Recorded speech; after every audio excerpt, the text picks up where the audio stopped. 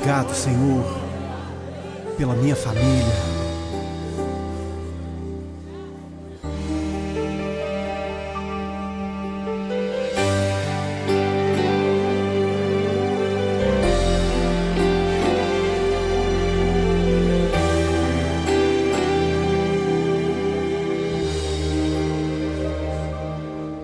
Te agradeço pela minha família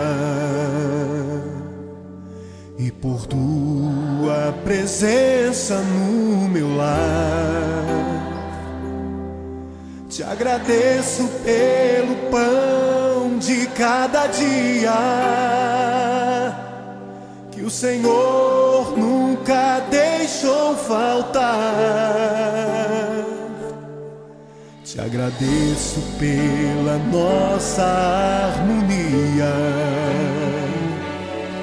Só em Ti, Senhor, podemos confiar.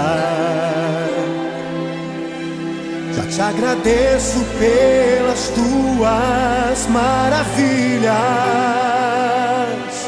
e os milagres que ainda há de operar.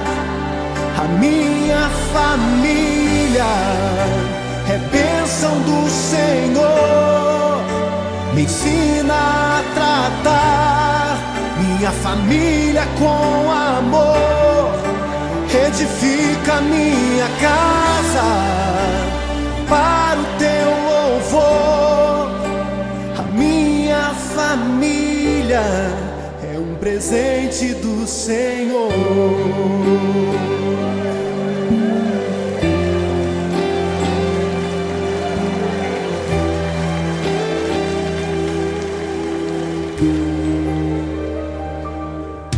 Te agradeço pela minha família e por Tua presença no meu lar. Te agradeço pelo pão de cada dia que o Senhor nunca deixou faltar. Te agradeço pela nossa harmonia. Só em Ti, Senhor, podemos confiar. Já te agradeço pelas Tuas maravilhas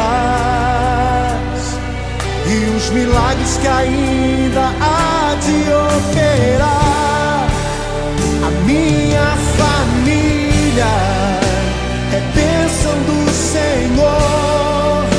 Me ensina a tratar minha família com amor. Edifica minha casa para o Teu louvor. A minha família é um presente do Senhor. A minha família é bênção do Senhor. Me ensina a tratar minha família com amor. Edifica minha casa para o Teu louvor. A minha família é um presente do Senhor. A minha família é bênção do Senhor. Eu convido a você a dar um abraço nessa pessoa que você tanto ama. E se você não está perto dessa pessoa, liga para ela, diga: eu te amo, você é muito importante para mim. A minha família é um presente do